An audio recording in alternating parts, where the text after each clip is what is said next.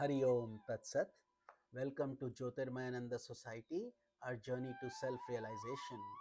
Please subscribe for the mystical meanings of the scriptures and daily satsang. We are currently studying the book Integral Yoga, authored by Swami Jyotirmayananda Maharaj, narrated by myself, Swami Nikhhilananda. And today we will be concluding the final section. We are currently on Kriya Yoga, and then we will study Nada Yoga and conclude this beautiful mini scripture, and we will start another beautiful elevating book scripture tomorrow. Hari Om Tat Sat.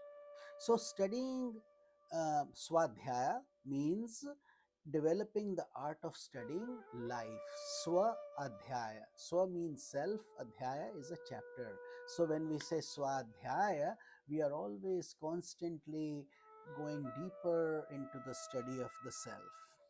Develop the spirit of being a lifelong student. You don't graduate from this university of life. You continue to study till your last breath. That is the way to attain self realization, open up the curtain of ignorance. As long as you live, there is something to learn.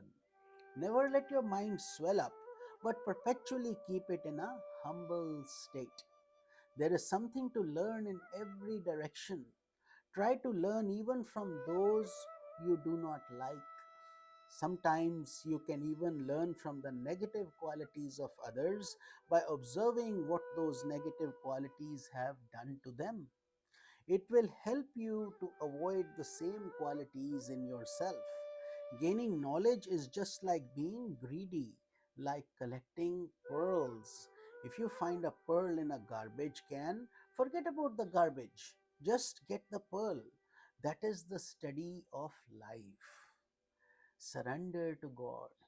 Surrender to God implies a deep understanding that the world is based upon a divine plan.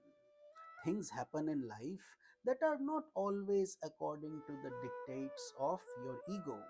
And that is reasonable because the dimensions of your ego, of your personality, are so little.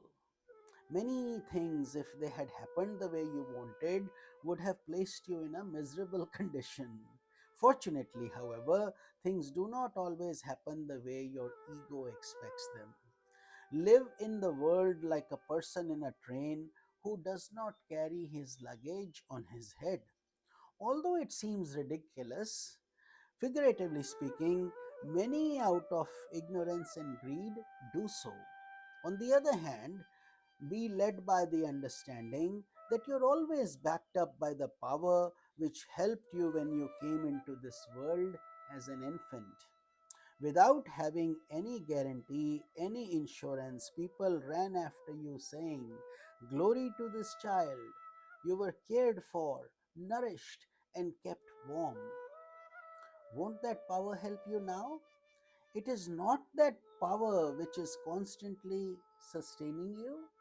That is the miracle. All your ego has done is simply bring about a discord. The practice of Ishwar Pranidhanani implies living through an integrated personality in which ego is transcended. It is practiced throughout the integral yoga system. Jnana Yoga effaces the ego sense by understanding that it is an illusion. Bhakti Yoga allows the ego sense to be drowned by an overwhelming love of God. In Raja Yoga, surrender to God is the culminating attainment of all the yamas and niyamas. Karma Yoga also enjoins a steady movement in that direction. So, if you have truly surrendered to God, you do not need any other yogic practice. But note, this should not give you the idea that you are sentimentally surrendered to God, rather than practice the various other disciplines of integral yoga. Surrender to God is the blossom, The blossoms will come only when you have allowed the tree to flourish. If you attain Ishwar Pranidhana, you have attained the culminating development of the yamas and niyamas, and immediately place yourself on the highest rung of yogic movement. Accordingly, you attain samadhi, you receive divine grace, and you are led to liberation. Moving on to Nada Yoga. Nada is sound. Some aspirants are inclined to pursue the spiritual path by listening to subtle mystic sounds that emanate from the heart center, also known as the Anahata Chakra. Ahata is sound also. So, that subtle chakra in your heart center is called Anahata Chakra. They worship Brahman symbolized in these expressions of the subtle sound. A practitioner on the path of Nada Yoga first follows the basic principles of Raja Yoga, starting with the yamas and niyamas. Then, only after becoming secure in asanas, meditative pose, and acquiring a high level of skill in pranayama or breath control, can the yogi make great strides in Nada Yoga. Having achieved a degree of control over his mind, the Nada yogi practices Shanmukhi Mudra, a powerful concentration exercise enabling him to enter deep into the heart. While bestowing mental peace and serenity, this exercise awakens the sleeping Kundalini and confers great powers on the mind and body. What follows now are instructions on the practice of Shanmukhi Mudra. So let us do this together. Be seated in a meditative pose. Inhale and exhale the breath gently. Next, using both hands, close the ears with the thumbs, both eyes with the index fingers, both nostrils with the middle fingers, and the mouth with the ring and small fingers. In the beginning stages of practice, you allow the nostrils to flow freely, but as you become skilled in practicing retention of the breath, you keep the nostrils closed. Now, all distractions of the senses are shut out. You have closed the ears, the eyes, the smell, and the mouth, taste, and touch. Maintaining this mudra, focus your mind on the Anahata Chakra while listening to the subtle sounds that emanate from the center. Although you may hear only crude noises on the outset, heartbeat, breath, etc., by regular and sustained daily practice, you will begin to hear subtle mystic sounds which enrapture the mind. You must persist with patience and remember that success on this path depends upon the increasing purification of the mind and the harmonious development of the personality brought about by your continued practice in integral yoga.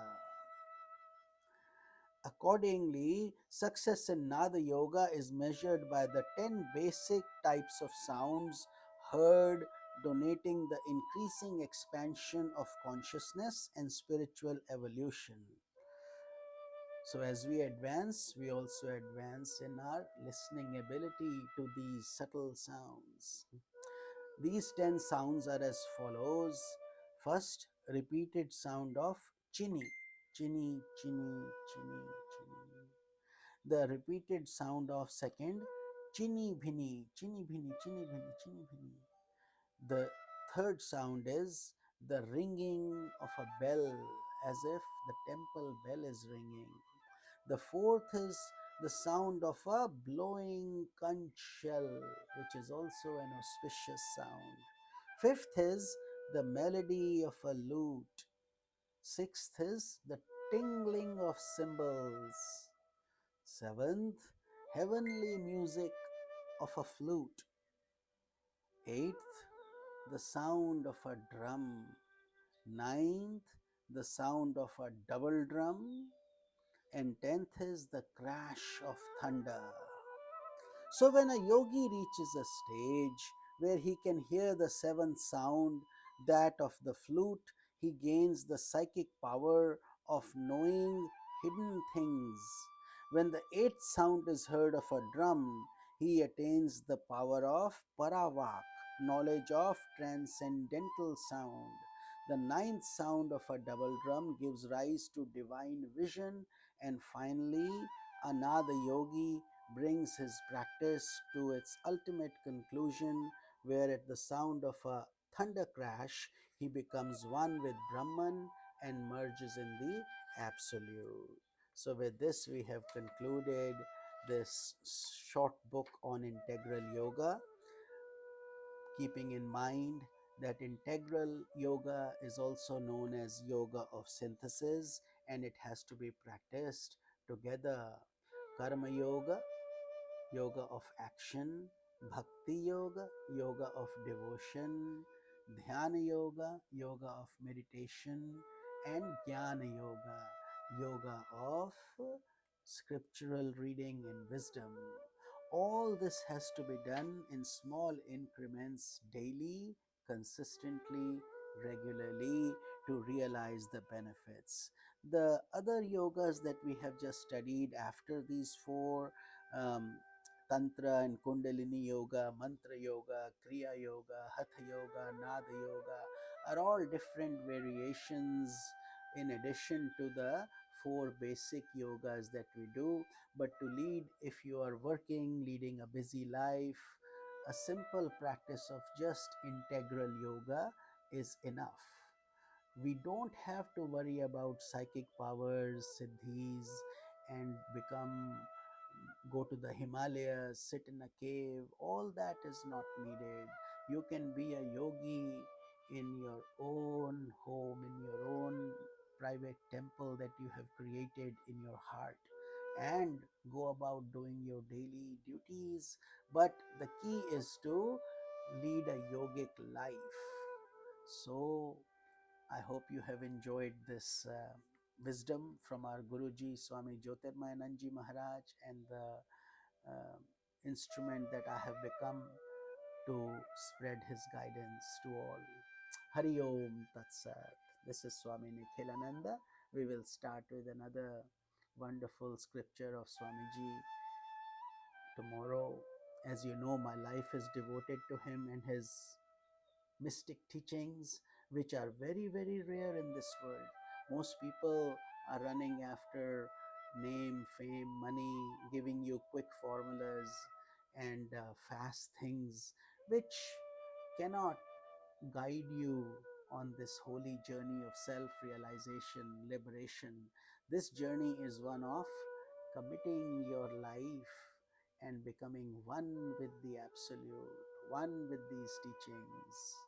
So, please join us if you are feeling inspired to do so. Hari Om Tat Sat.